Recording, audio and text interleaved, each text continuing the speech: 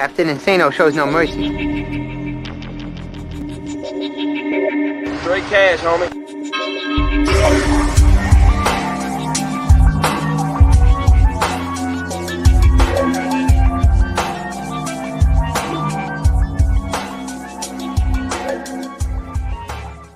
Hold on to your butts. What's up, everybody? Welcome back to the Basic Monsters Podcast. I'm Ivan Vargas.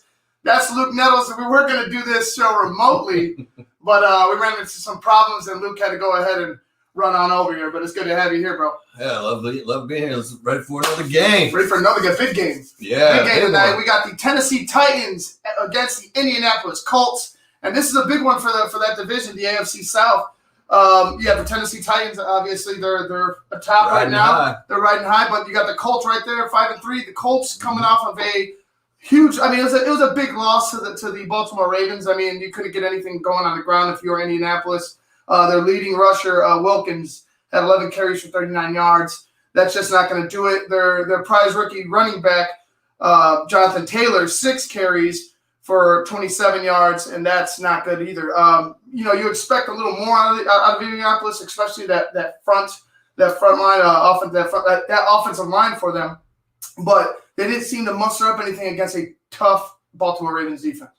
Yeah, the Ravens. I mean, we all know the Ravens had a great defense for a long, and even if it's not great, it's still pretty damn good. Right. So I mean, it's not a lot of teams get a lot of yardage against them on the ground anyway. So I mean, that's just the Ravens. The Colts running game, though, I mean, you touched on it perfect. I mean, I think Wilkins is actually the head dog now. I think Taylor's coming in behind him. So if they can get that stuff, those two, if they can get those two working out, it just depends on what Tennessee defense we see tonight. That's true. It's that, and I think Phillip Rivers is going to have to be on because, I mean, Tennessee, when you think about it, like their secondary isn't that bad. Like they've got some vets back there, like Malcolm Butler. They've got some good guys back there. So in Rivers, like I said, we talked about it before. When you watch Phillip Rivers throw, look how, I mean, it just looks like he's just trying to put everything he can on it, and then the ball's not going as fast. Yeah, he's trying. It seems like he's trying to force it. I don't know if it might be age, if the zip is diminishing. 100%. But he is trying to force it. That last game was bad. He had 200-something yards, but he threw an interception. He threw one interception. That's just not going to cut it. I think he had like 64 yards at the half. Or something. It was something bad for that offensive attack for the Indianapolis Colts against the Ravens. But like you said, which Tennessee Titans team is going to come in? Is it going to be the team that was relentless against the Chicago Bears last week, or is it going to be the team that we saw, getting beat down by the Steelers and in the week after that? Mm-hmm. Yeah, I mean that's I mean the one thing that's always going to be coming at you is Derrick Henry. Mm-hmm. That's the thing I worry about with this Colts team, is just because this Colts team is more fast than big. Right. So I wonder if Henry isn't going to eventually wear them down and just wear them out. Right. But I mean, yeah, it's gonna have to. Tannehill's gonna have to. He's gonna have to do some magic today. But at least he's got both receivers. I know one of them, Brown, I think was questionable earlier in the week. Right. Looks like he's gonna go. So I think Tannehill. I think the tight ends again. I mean, like I keep saying it every weekend with these Titans, but then every week I say it, they don't use them. Johnny, I think got like one of six, I don't know, one catch, but it's a touchdown. But for whatever reason, I guess maybe he's developing that rapport with Davis and Brown now. So maybe that's the way to go. But who knows? I mean, like this Colts secondary is fast, so I would look for more underneath stuff today. Right, and you look at the way that the Titans have used Henry in the past 2 weeks. It's kind of been here in spurts. Like they're using a good mix of their running backs, but it hasn't been a heavy, reliance on Derrick Henry. Yeah, and I mean he's still like the past 2 weeks. You run up into two tough teams, and you average less than 4 yards a carry if you're Derrick Henry, and that's the first time in a long time I think where he's done that back-to-back weeks, but. You have to rely on them. You have to chip away at that Colts defense, because as fast as they are, I mean, they can keep up with your receivers, and as fast as they are, they're going to be able to keep up with a Phillip Rivers who's struggling, who's forcing the ball. Yeah, well, I mean, I also think the lack of Tennessee, trying to kind of pull back the reins on how often they're using Derrick Henry is you don't want to get him beat up. You don't want to wear him out. At this point in the season, especially. That's what I think is the greatest thing with them. Is like if they can get that that's what their MO should be. Is let's get the passing game going. Right. Short passes, just take a shot every now and then pound Henry when we need him. Those short third downs. If you continue to get that passing game going, Derrick Henry's going to have a field day. Yeah, and you know what? It's going to be weird. I think you need to, in this game especially, against this Colts defense, it's got to be run first and then pass. For sure. Because, you don't want to go and let Ryan Tannehill, although Ryan Tannehill is having a great season. I think he has 18. Ryan Tannehill has 18 touchdowns and 3 interceptions. But you're going up against probably the top secondary in the league. Right next to the Bears. I think it's the Bears and the Colts for top secondaries, offensive, defensive passing. But it all matters. It all relies on Derrick Henry. If Derrick Henry could get going, if he could beat up that middle of that Colts defense and maybe slow him down a bit, get him up and down, maybe north-south, then maybe in the second half you might be able to hit over the top. But that Colts secondary, man, I'm telling you, they're no joke. No, they're good. They're good, and like I said, they're fast. So if Tennessee comes out trying, that's the one thing you're not really going to get a lot of with Derrick Henry. He's not the guy that's running out of the backfield and catching passes out of the backfield a lot. He may do it here or there, but that's not his forte. He's not the guy that turns on the jets once he's out there and gets going. One cut and go. Yep, he's at the A-B gap. That's it. Like, let's go. In between the tackles, that's where he needs to stay. But yeah, I think this game really is going to come down to I think someone's going to get a crucial turnover. And I'm looking for the Colts to maybe put a couple on Ryan Tannehill today with the interceptions.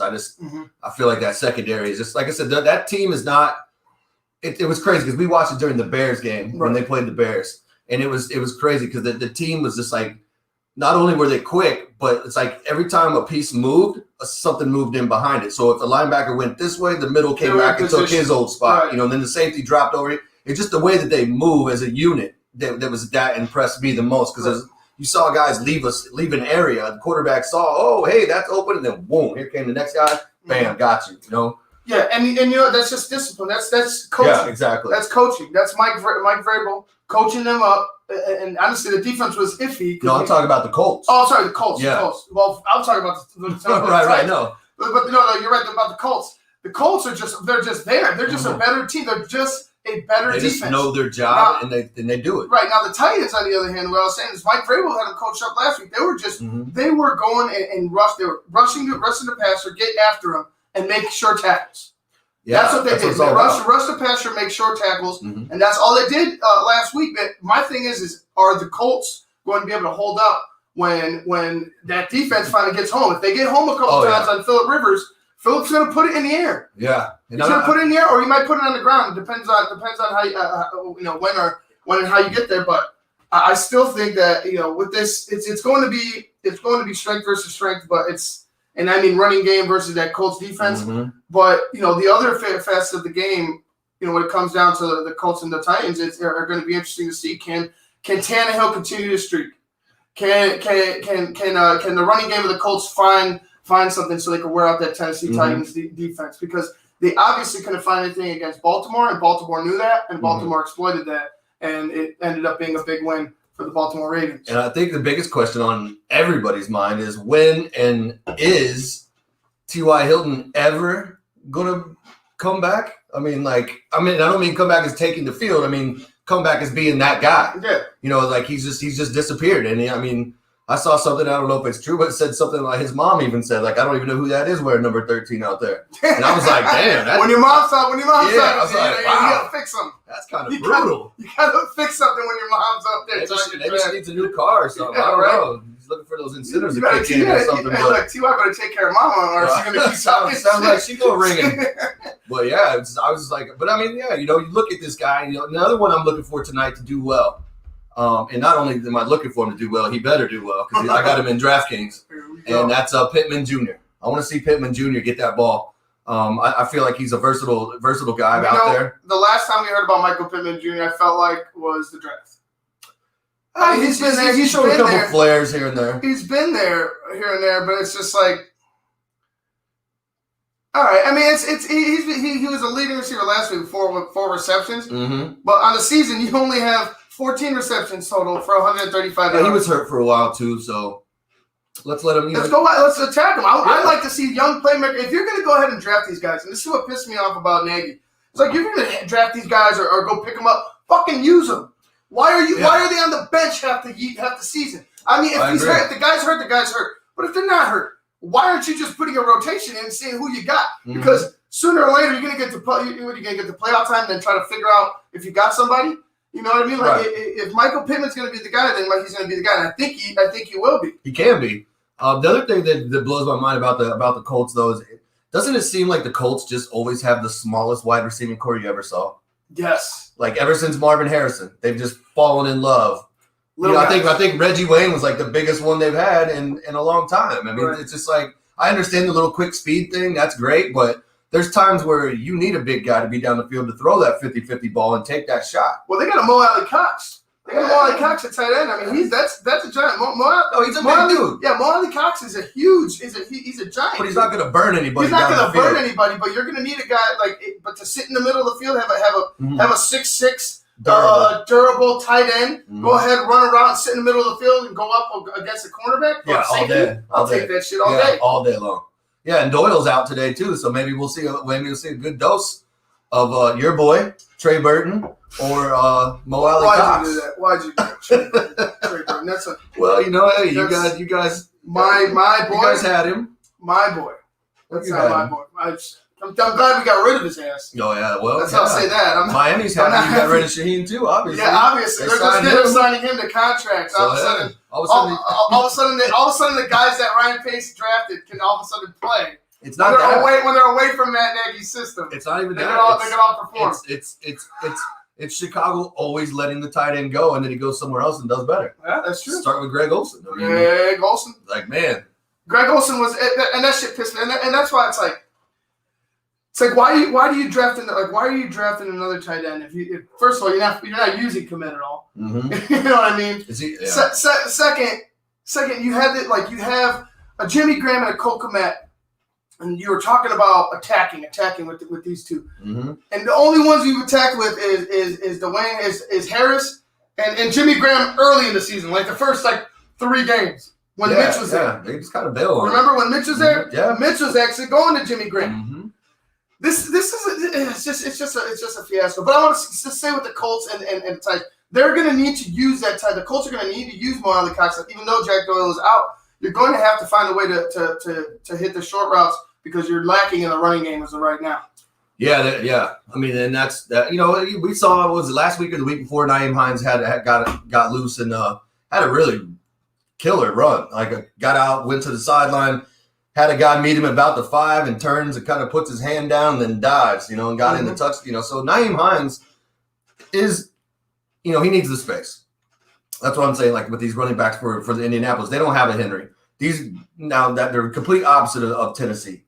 They can use the guys catching passes out of the backfield to have a little bit more speed than a Henry or something like that. But there's also going to be a time, and we see the same thing in Buffalo, where these smaller backs, they just cannot run in those trenches. Mm-hmm. Or if they do, I mean, you're talking 2 yards, maybe 3 at the most. But they're just too small, and those big guys are just eating them up before they even have a chance to make to make a move or to cause any damage. Right. So that's going to be huge for them. Yeah, it's gonna be fun to watch this game. I think this is going to be a closer one that we've been talking about close games, and this one, the last couple games we've talked about that haven't been on Sunday, we thought I thought it was a little bit closer. Oh, except for that Packers game. Yeah. Except for that Packers game, we all thought it was going to be a little bit closer with what the thought it was going to be a blowout with the Bucs and the Giants. The week before that, we thought it was going to be a blowout too, and then it ended up being close games. And in this one, I hope it's a close game because it's a huge divisional matchup between two of the top teams in that division, in that conference. Mm-hmm. And, I'm hoping to see a tight one.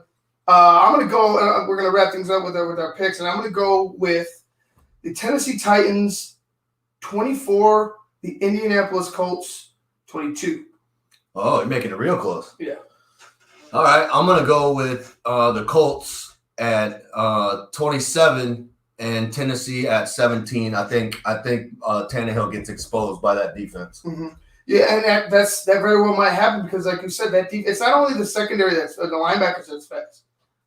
The line is fast too, and they execute. And if they could get to Ryan Tannehill, if you fail to get Henry going this game for the Tennessee Titans, I think you're going to run into a lot of trouble because that rush is going to be coming after. And the Colts, like I said earlier, the Colts defense, they just the way they move as a unit, it's just like one guy goes up, one guy fills in. It's like everybody's right there where they need to be.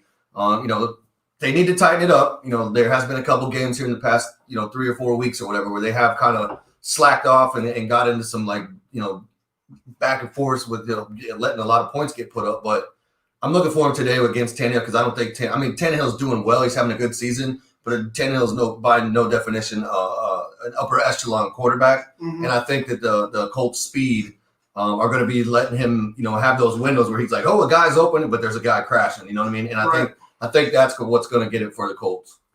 All right, well, we'll see. I hope it's a good one. I think the player to watch for is going to be Jonathan Taylor. See if Jonathan Taylor and that Colts running game gets going.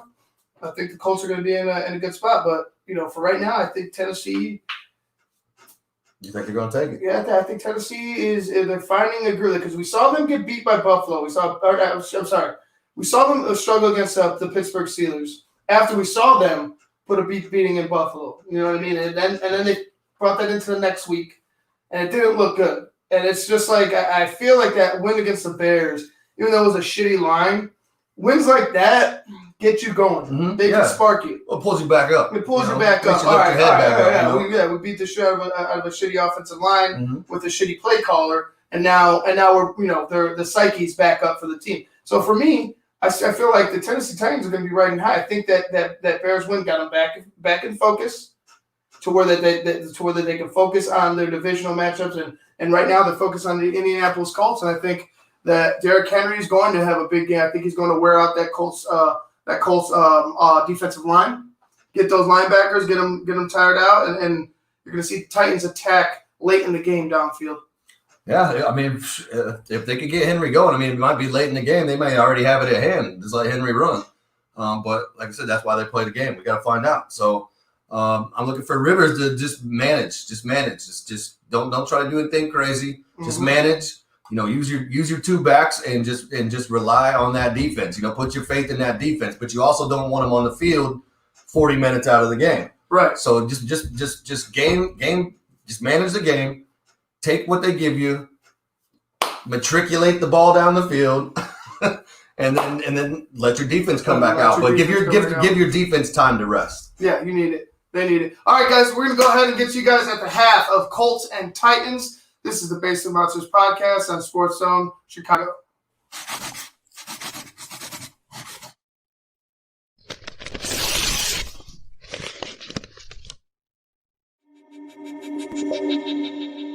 Captain Insano shows no mercy. Straight cash, homie.